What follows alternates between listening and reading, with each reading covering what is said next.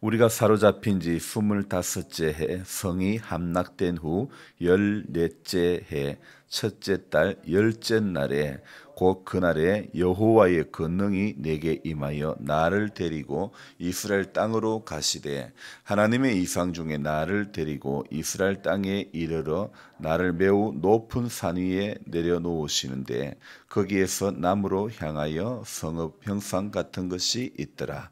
나를 데리시고 거기에 이르시니 모양이 녹같이 빛난 사람 하나가 손에 삼줄과 청량하는 장대를 가지고 문에 서 있더니 그 사람이 내게 이르되 인자야 내가 내게 보이는 그것을 눈으로 보고 귀로 들으며 내 마음으로 생각할지어다. 내가 어렸을 때 내가 이것을 내게 보이려고 이리로 데려왔나니 너는 본 것을 다 이스라엘 족속에게 전할지어다 하더라. 아멘. 에스겔이 이제 오늘 읽으면 또 에스겔 끝이 나는데요. 오늘 에스겔 이 40장부터 마지막 장까지 읽으면서 저는 성경은 40장부터 48장까지 봤지만은 그런데 하나님께서 처음에 에스겔을 부르시는 2장으로 가서 묵상을 했습니다. 아니 성경을 읽은 데는 40장부터인데 왜 2장으로 돌아갔을까? 왜 돌아갔을까? 에스겔을 하나님께서 선지자로 부르시는 장면이 바로 에스겔서 2장이라는 겁니다. 그래서 하나님께서 부르실 때에 에스겔에게 인자야 이렇게 부르시고 있죠. 인자야, 인자야. 그렇게 인자라 부르시고 있는데 여기에서 인자라고 하는 것은요. 왜 인자라고 할까? 왜 인자라는 의미가 뭘까? 복음서에 보면 예수님이 인자가 온 것은 섬김을 받으려 함이 아니고 섬기려 하고 또 많은 사람을 위하여 자기의 목숨을 대속물로 내려주려 함이라 그랬습니다. 그래서 예수님께서 이 땅에서 사역을 하시는 동안에 복음서에서 인자야 했던 부분하고 오늘 에스겔서에서 인자야 했던 부분하고는 의미가 다른 그런 부분이라고 생각되어집니다. 그래서 오늘 이 에스겔서에 무려 에스겔서를 읽으면 하나님께서 에스겔에게 인자야 인자야 인자야 무려 93번이나 인자야 인자야 너는 내가 너에게 준 말을 이스라엘 백성들에게 가서 이르라 그렇게 이야기를 하고 있습니다. 지금 내가 집중이 안 되는데 왜냐하면 제 머리에 약간 들렸나 봐요. 근데 전도사님이 자꾸 뒤에서 막 이렇게 하는 거예요. 아유, 뭐 신경 쓰지 맙시다. 자꾸 그렇게 하니까 제가 집중이 안 되는 거예요. 뭐 다 아는 사실인데. 무려 93번이나 인자야 인자야. 여기에서 인자라는 의미가 무엇일까? 저는 성경의 원문에는 무엇이라고 기록이 됐을까 궁금은 했지만은 보면 좋겠지만은 시간상 또 글을 적는 시간상 한계가 있기 때문에 우리나라 말로 인자라고 번역된 이 말이 어떤 뜻일까 생각해 보니 하나님 앞에 미약한 존재다. 이렇게 보는 게 맞을 것 같습니다. 그래서 모세도 예레미야도 에스겔도 하나님의 사람 이름이 그래도 비교적 알려져 있는 하나님의 사람 지명도가 있는 성경 인물이라 할지라도 여러분 분명히 알아야 될 것은 하나님 앞에는 전부 미약한 존재라는 것입니다. 대단한 것 같아도 다윗이 시편을 그렇게 많이 쓰고 뭐 그렇게 해도요. 대단한 것 같아도 하나님 앞에는요. 대단한 존재가 아무도 없습니다. 전부 미약한 존재라는 것입니다. 그래서 선지자로 부르는 첫 서두에 에스겔 2장에서요. 하나님께서 에스겔에게 내가 너를 이스라엘 자손 곧 패역한 백성 나를 배반하는 자에게 보내노라. 아니 왜 하나님께서 에스겔을 선지자로 이렇게 부르시는데 왜 내가 너를 패역한 백성에게 보내겠다. 그렇게 이야기합니다. 그리고 또 뭐라고 그러십니까? 그들 조상이 내게 범죄하여 오늘까지 이르렀나니 나를 배반하는 자에게 내가 너를 보내겠다. 패역한 백성, 배반하는 자에게 보내겠다. 그들과 그들 조상이 오늘까지 범죄하여 이르렀다. 이 자손은 얼굴이 뻔뻔하고 마음이 굳은 자니라. 내가 너를 그들에게 보내노니 너는 그들에게 이르기를 여호와의 말씀이 이러하시다 하라. 아니 왜 하나님께서 에스겔에게 이제 막 선지자로 부르셔가지고 처음 사역하는 이 현장에 나가기 전에 인자야 내가 너를 오늘 이거 40장 아닙니다. 그냥 2장입니다. 2장의 이야기 제가 먼저 하는 거예요. 그래서 왜 시작하는 처음에 좀 용기가 되고 예를 든다면 이제 막 교회를 개척을 했습니다. 내가 참 너를 도울 일꾼들을 보내주겠다. 너와 같이 교회를 섬길 일꾼을 보내주겠다. 이렇게 하면 하나님이 이렇게 말씀하시면 얼마나 개척하신 분이 힘이 나겠습니까? 오늘 에스겔에게 하나님 선지자로 부르시면서 인자야 내가 너를 패역한 백성 배반하는 사람에게 나를 배반하는 사람에게 너를 보내겠다. 그렇게 이야기합니다. 그들과 그들 조상이 내게 범죄하여 오늘까지 이르렀던 그들을 내가 보내겠다. 그리고 뭐라고 합니까? 이 자손들은 얼굴이 뻔뻔하고 마음이 굳은 자다. 내가 너를 그들에게 보내노니 그들에게 너는 말씀이 여호와의 말씀이 이러하다 전해라. 그렇게 이야기합니다. 자, 하나님께서 에스겔을 부르시는 이 부르심의 장면이 조금 범상치가 않습니다. 한 인생을 부르셔서 선지자로 쓰시겠다면서 그것도 첫머리부터 제가 이래 보니 맥이 빠집니다. 이거는 물론 제 인간적인 시각입니다. 그래서 교회를 개척하여 이제 시작을 하려고 하는데 내가 꼴통 같은 사람을 네 교회에 보내겠다. 그렇게 이야기한다 그러면 아니 맥이 쪽 빠지지 않겠습니까? 내가 정말 골칫 덩어리만 너희 교회에 보내겠다. 정말 그렇게 말썽꾸러기들만 보내겠다. 그거하고 비슷한 맥락 아닐까요? 그래서 부르시는 첫 서두에 힘이 되는 말씀을 좀 해주시든가 하지. 그게 일반적인데 보통은 이제 모세를 부르실 때 모세가 자기가 뭐라고 합니까? 나는 아이라 나는 말을 못합니다. 그럴 때에 하나님이 모세에게 힘이 되도록 이렇게 말씀합니다. 네 형 아론이 있지 않느냐. 그렇게 말씀하시지 않습니까? 자, 그러면서 모세 스스로 핸디캡 자기는 말을 못한다는 거 그거를 하나님은 커버를 해주시는 겁니다. 자, 저는 모세뿐만 아니라 저 경우도 마찬가지였습니다. 다른 분들이야 방송을 듣던 저 설교 이 말씀을 듣던 분들은 목사님 아니면 또 통화를 하던 분들이 목사님 목소리 참 좋아요 이러는 거예요. 그래서 어떤 분은 목사님 홀리 보이스라고 뭐 그런 이야기를 하시기도 하는데요. 사실은 정작 저는 그렇게 생각하지 않습니다. 뭐 수차례 말씀드렸지만은 10대 초반에 부러진 이빨 2개로 인해 가지고 10년 동안 앞니빨이 부러진 개우지가 돼 가지고 지냈기 때문에요. 그래서 저는 부러진 그 보기 흉한 상태로 10년의 세월을 지냈던 그 기간 동안은 저는 참 많이 주눅이 들었었습니다. 말을 해도 발음이 새버렸던 그 10년의 세월. 문제는 그 뒤에 이빨을 해넣어도 발음이 새버리는 현상은 여전히 나타나기 때문에 그래서 제가 신학에 대한 소명을 처음 받았을 때 제일 먼저 항변한 게 뭐라고요? 하나님, 나는 바람도 새는데 왜 나를 부르십니까? 그렇게 항변을 했던 것이죠. 대개 사람들은요, 하나님의 부르심을 받을 때 예, 알겠습니다. 이렇게 시원하게 대답하시는 분들은 별로 없는 것 같습니다. 한참 한국 교회가 간증이 유행했던 그 시절에 한국 교회의 간증에 자주 쓰였던 주요한 멘트 중에 하나가 이럽니다.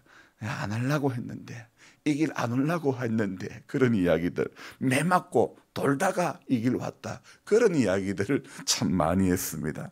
사실 하나님의 부르심 앞에 스스로 적극적인 순종을 보이지 못하는 것은 아마도 원죄의 결과 때문이 아닐까요? 아담아 네가 어디 있느냐? 하나님은 선악을 알게 하는 나무를 따먹은 아담과 하와에게 말씀하십니다. 아담아 네가 어디 있느냐? 여러분, 그 장면에서 하나님께서 아담의 위치, 물리적인 장소, 아담이 있는 물리적인 장소를 몰라서 네가 어느 동네에 있느냐? 네가 대장동에 있느냐? 네가 임기에 있느냐? 하나님이 장소를 몰라서 아담아 네가 어디에 있느냐 묻는 것이 아니라는 겁니다. 여러분, 전지전능하신 하나님께서 아담의 현재 위치를 몰라서 묻는 물음이 아니라는 겁니다. 네가 선 자리가 어디냐, 이런 의미가 아닐까요? 나의 음성을 듣는 자리에 섰느냐, 사단의 음성을 듣는 자리에 섰느냐, 아마 이런 뜻의 물음이 아닐까요? 그러나 죄를 범한 아담 자신은 부끄러워서 자신을 가리게 되지 않습니까? 이 사건 이후에 태어나는 모든 인생은 하나님 앞에 자신의 의지와는 상관없이 죄의 깊은 속성을 지닌 채 살아온 것입니다. 그래서 저도 다른 선지자들도 처음에 부르심의 과정에 긍정보다는 부정, 예보다는 아니, 대구말로요 이런 말이 있습니다. 언지에, 무슨 말인 줄 압니까? 아닙니다. 괜찮습니다. 이 말을 언지에, 권사님 계란 좀 드릴까요? 언지에. 예를 들면 이런 거예요. 언지에. 뜻이 긍정도 아니고 부정도 아니고 하여튼 어쨌든 좀 애매모호한 말이 언지입니다. 그래서 다른 지역에서는 아닙니다의 뜻도 있고 괜찮습니다의 뜻도 있고 이리 아리까리한 말이 바로 언지에입니다.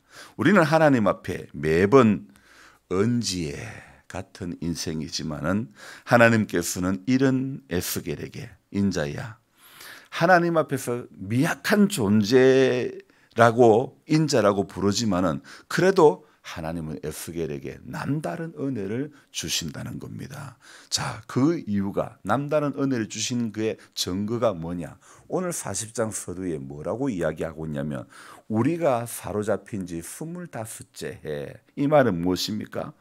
이 25째 해라는 것은요, 포로된 지 25년째 된 해라는 것입니다. 이 포로된 지 25년째 해, 그때 하나님께서 에스겔에게 또 하나의 환상을 보여주시는 겁니다. 어떤 환상일까요?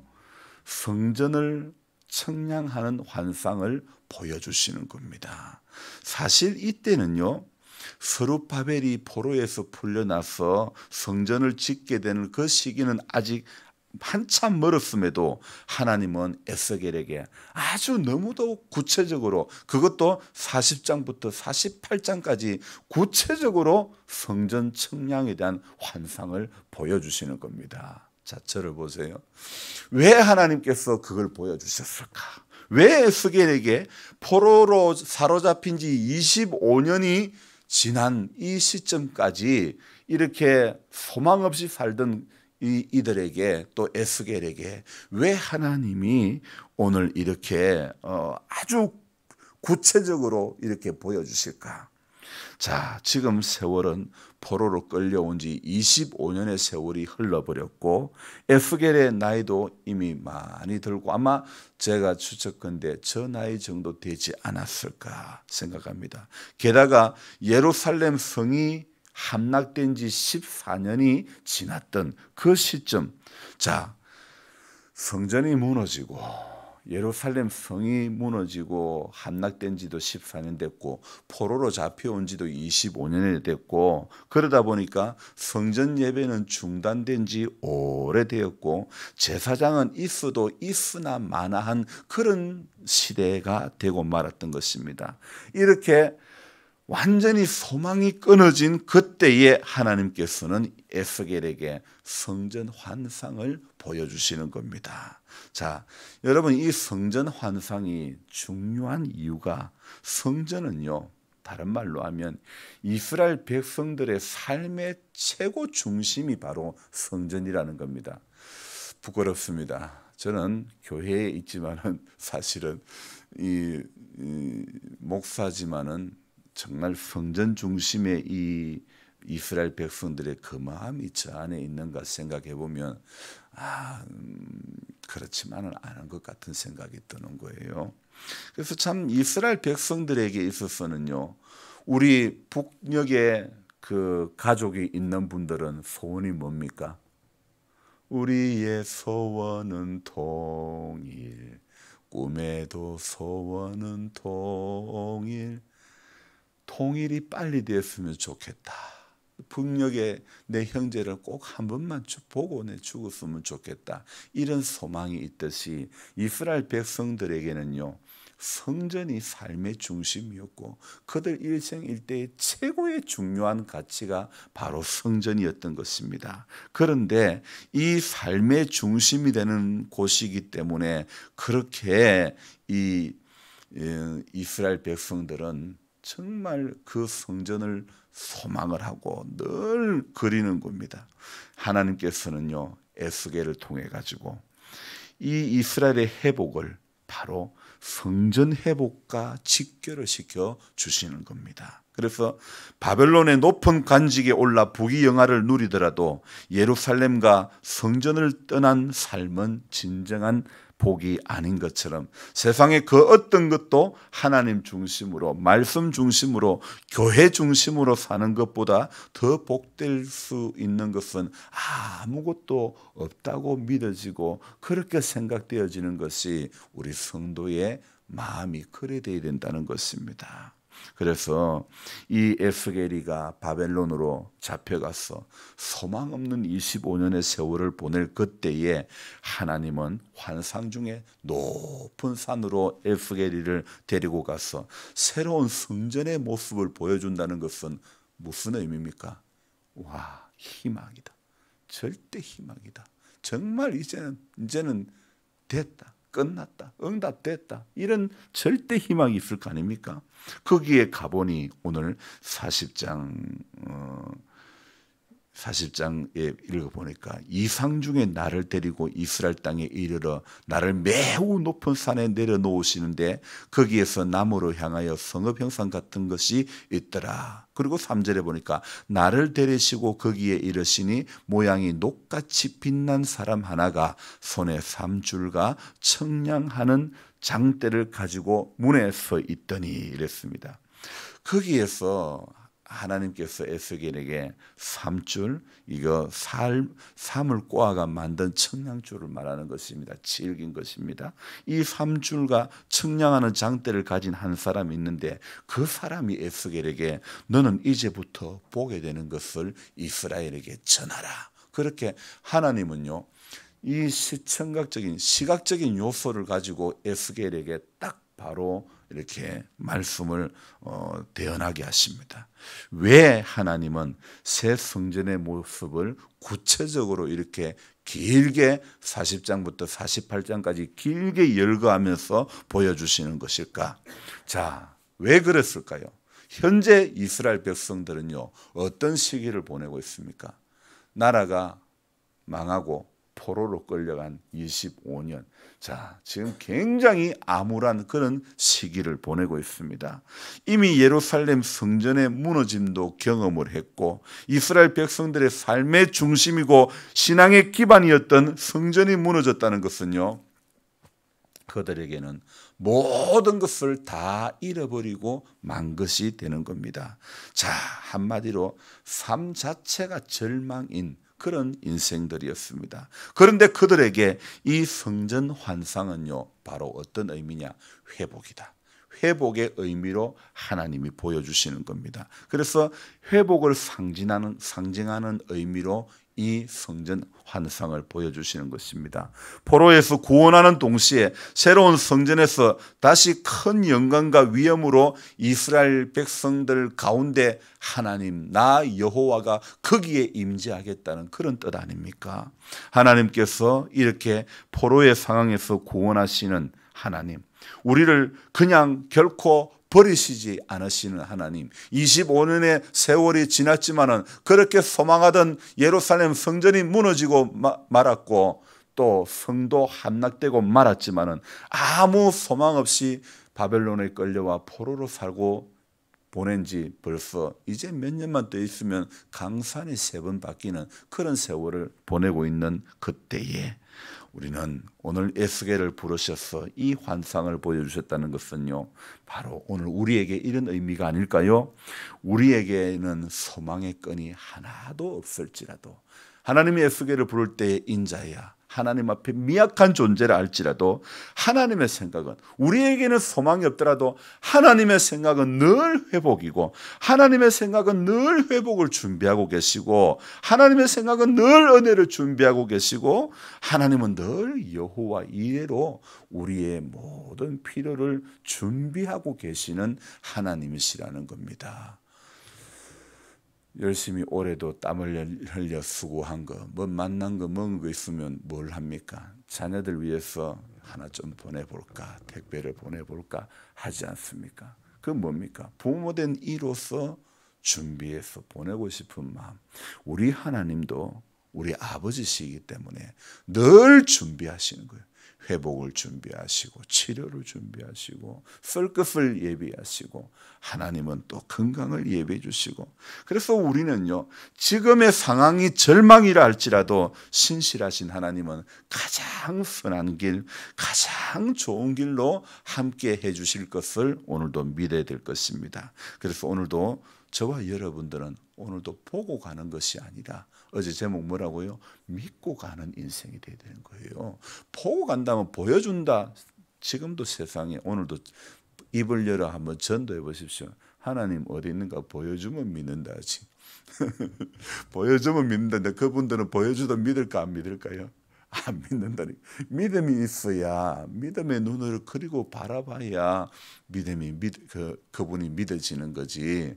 보는 것에 대해서, 보는 거는요, 사람 전부 넘어뜨리는 거지 본다고 예수 믿는 거 아니라니까요. 아담도 본 것 때문에 무너지고 말았습니다. 우리는 우리 안에 믿음이 있을 때에 오늘 에스겔에게 보여주신 이 성전 회복의 환상, 이런 것들을 하나님이 믿음이 있을 때 보여주시는 거예요. 믿음이 있을 때 깨닫게 해주시는 거예요. 깜짝이야. 믿음이 있을 때 하나님이 다 역사하는 거예요. 어떤 보이는 형상을 따라가는 것이 아니라 찬송의 가사처럼 이 눈에 아무 증거 아니 보여도, 이 귀에 아무 소리 아니 들려도 오늘도 믿음만을 가지고서 걸어가는 우리들이 되어져야 될 줄로 믿습니다. 분명히 기억하십시오. 지금의 상황이 절망이라 할지라도 하나님은 가장 좋은 것 예비하고 계신다. 우리 한번 합시다. 지금의 상황이 가장 절망적이라 할지라도 하나님은 가장 좋은 것을 예비하셨다. 아멘. 우리 입으로 매번 이렇게 시인을 합시다. 기도합시다. 하나님, 사람들은 대개 상황 가운데서 넘어지기가 쉽습니다. 그러나 오늘 에스겔에게 하나님은 미약한 인생에게 부르셔서 삼줄과 청량장대를 잡은 한 사람에게, 인자야, 너는 지금 본 것을 가지고 다 이스라엘 족속에게 전해라. 네 마음으로, 네 눈으로 보고 귀로 들으며 네 마음으로 생각하며, 그래서 이것을 네게 보이려고 이리로 데려왔다. 너는 본 것을 이스라엘 족속에게 다 전해라고 말씀했습니다. 주님, 에스겔에게만 그렇게 말씀하셨을까요? 오늘 우리에게도 하나님 보여주신 것, 깨닫게 해주신 것, 알게 해주신 것 전하라고 우리를 먼저 부르신 줄 믿습니다. 전하는 도구로 우리를 불러주셨사온데, 도구인 우리가 하나님 앞에 우리의 믿음이 온전치 못하여 입만 무성한 신앙으로 머물지 않게 해 주옵소서. 작은 것이라도 열매를 맺어갈 수 있는 우리들 되어지게 하여 주옵소서. 믿는 것과 아는 것이 하나가 되게 해주시고 하나님 앞에 언제나 약속에 붙들린 그런 인생이 되어지게 해 주옵소서. 지금의 상황이 절망적이라 할지라도 신실하신 하나님은 가장 선한 길, 가장 좋은 길을 예비하고 계시는 분이라는 것을 우리는 오늘도 기억하기를 원합니다. 지금의 상황이 건강이 너무 좋지 않습니다. 지금의 상황이 너무너무 좋지 않습니다. 그러나 하나님은 오늘도 우리를 위하여서 예비해 놓으신 그 나라에서는 다시 아픈 것이 없고 다시 눈물이 없고 다시 곡하는 것이 없는 그 나라를 예비하셨기 때문에 오늘 여기에서의 잠깐의 70이요 강건하면 80이라는 세월을 보내는 동안에 소망 없다고 낙심할 것이 아니라 하나님은 우리를 위해서, 나를 위해서 가장 선한 것, 가장 좋은 것을 지금도 준비하고 계시는 하나님이시라는 것이 오늘 내 안에 믿어지게 해 주옵소서. 그래서 이 소망 없는 몸이, 이 소망 없는 인생이 예수의 그 함께 해주시는 여호와 이레의 그 하나님의 사랑 가운데 오늘도 붙들려 이기는 자 되어지게 해 주옵소서. 우리 성도님들 이토록 새벽을 깨워주시니 감사드립니다.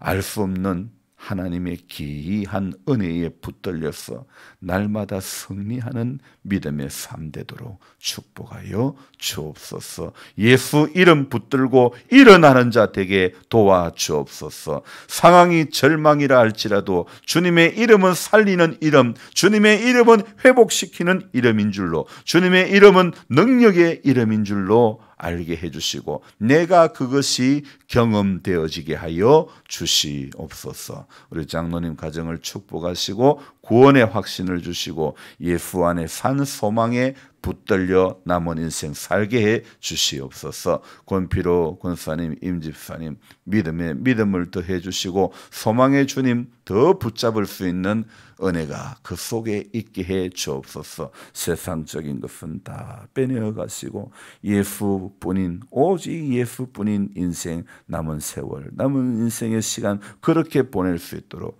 주님 도와 주옵소서.